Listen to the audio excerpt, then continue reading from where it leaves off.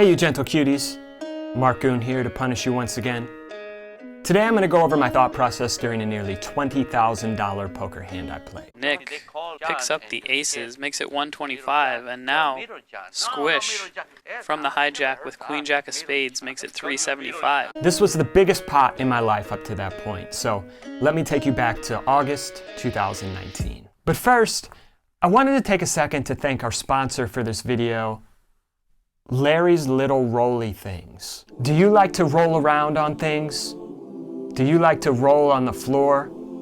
Larry's Little Rolly Things are perfect for you. If you need a little rolly thing to roll on, check out Larry's. Link below in my bio, in the description, check out Larry's Little Rolly Things. I was playing on Live at the Bike, a poker game streamed to YouTube and Twitch from the Bicycle Casino in Los Angeles. The game is No Limit Texas Hold'em, and the small blind and big blind are both $5. Additionally, there's a $50 ante the big blind must post as well, so the game is deceptively big. It plays much closer to a $20, $40 blind game than a typical 5-5, as most players buy in from anywhere from $4,000 to upwards of $20K. My opponent in this hand is Nick, a real estate investor and high-stakes poker enthusiast, and while he's improved his game a lot over the last couple years, playing poker is definitely not his primary source of income. Nick picks up pocket aces and comes into the pot for a raise of $125 in middle position. Nick picks up the aces, makes it 125, and now Squish from the hijack with queen jack of spades makes it 375. I look down at queen jack suited next to act and elect to go for a re-raise or 3-bet in poker lingo to $375. I'm going to be either raising or folding my hands quite a bit here, as there are two players behind me in position, and should they elect to come into the pot, they'll have position on me the entire hand, which disincentivizes me from calling quite a bit. I'm going to be continuing with the raise or 3-bet with a range of strong hands, including suited Broadway cards like queen jack suited or ace-10 suited, suited connectors like 10-9 suited or 8-7 suited, and wheel aces like ace-3 through ace-5 suited. I'm also going to be 3-betting most of my big pairs, jacks through aces, and a good portion of my ace-king and ace-queen offsuit hands as well. However, considering this is an ante game with all the dead money in the middle, I'm going to want to play a slightly wider range of hands than a typical two-blind game. So I'm going to want to have some calls here as well. Hands that function well as calls include medium pairs like pocket sevens, middling suited aces like ace-9 suited, or some of the better offsuit Broadway hands like king-queen off and ace-jack off. But if I only continued as a call with these specific hands, any aware opponent behind me who's paying attention could exploit me and put a ton of pressure on me pre-flop by either 3-betting a lot or running large bluffs post-flop on boards where they just know I can't have many strong hands. So to protect against being exploited, I'm going to put some strong hands in my calling range as well. I'm going to throw in some ace-king and ace-queen off, some bigger pairs like queens or jacks, and the occasional suited Broadway like king-jack suited as well. Again, I won't be calling with these hands all the time. They'll be 3-bet the majority of the time, but they'll be mixed in as a call as well, just to protect my calling range a little bit. However, like I initially mentioned, I do have an incentive to be 3-bet or folding quite a bit in this situation, and queen jack suited is a hand that plays well in a 3-bet pot at this stack depth. So I elect to 3-bet and I make it $375 to go. Everyone else folds and the action comes back around to Nick, who has a pretty easy decision to go for the 4-bet with the aces here. And Nick's gonna 4-bet the aces. Makes it $875 to go. You're shitting twice. Nick elects to go for a very small sizing of $875. Considering we start the hand extremely deep at about $9,500 effective, and Nick's going to be out of position the entire hand, I think if I were in his shoes, I'd choose a sizing probably somewhere closer to $1,400 to $1,500, basically saying I've got aces, kings, ace-king, or a bluff. Squish could potentially peel here. Looks like that's what he's going to do. With the extremely small sizing he chooses here, however, I think I've got a pretty easy decision to continue with almost all of the hands I 3-bet, so I like to call and see a flop. Gonna see a flop in position. And what a flop it is.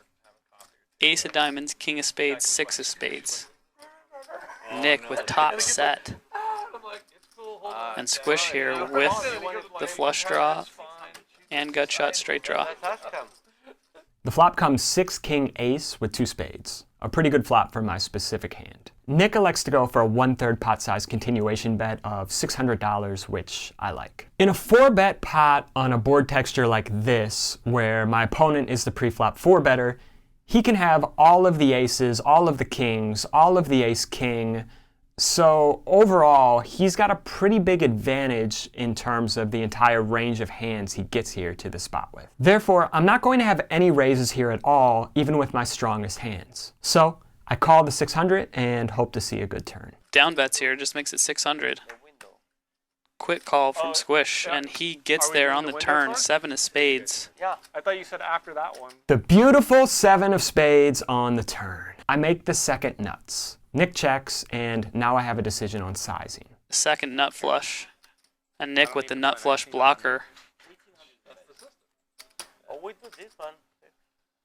Nick checking here, and now Squish makes it 1800. In game, I elected to go for about a 60% pot size bet of $1,800. As I rewatch the hand, I'm not sure I love this sizing.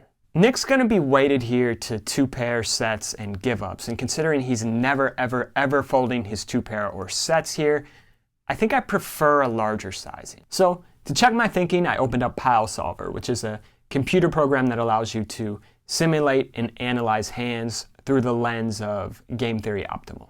Pio actually preferred me to split my sizings pretty evenly between 1/3 pot, 60% pot, and a full pot sizing with my specific hand. However, Pio also assumed that Nick was betting about 95% of his hands on the turn, including almost all of his pocket aces, and pretty much never checking. So I resimulated the hand with Nick checking his entire range of hands on the turn, and Pio actually preferred the 60% pot sizing of $1,800 that I used, and it sometimes mixed in a smaller sizing of about 1/3 pot or $1,000 as well. Pio didn't really see any need for me to ever take larger sizings than around 60%. I think Pio's just trying to be efficient with my bluffs here, figuring Nick's going to fold out all of his give-ups to a reasonable sizing here, and with the value part of my range, we're going to get the money in on most rivers anyway, so we may as well be efficient and get him to fold out his give-ups for a cheaper price when we are bluffing.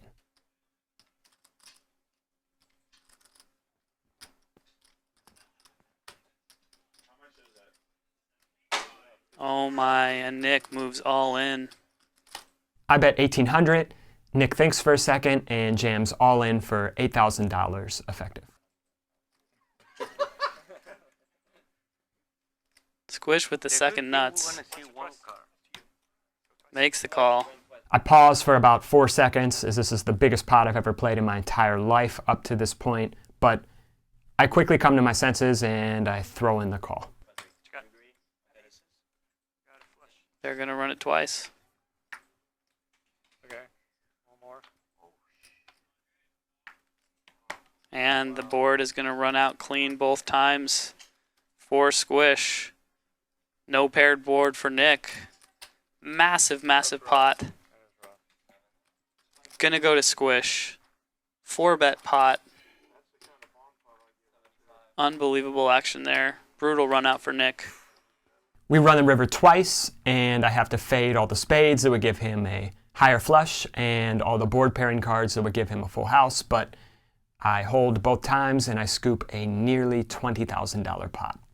Pretty good day overall. So, I hope you guys enjoyed a little peek behind the curtain of seeing how I dissect a poker hand in real time. I know it was a little bit strategy intensive, but if you want to see more poker stuff, if you're interested, let me know. Anyway, thank you guys for watching, and have a gentle day. Got hope by the key, sell faith by the pound. What if one day I just ride off and I never came back around? With freedom deep fried, true sugar cane glazed, and the good old Irish goodbye, you'll never see my ass again. I might go ghost.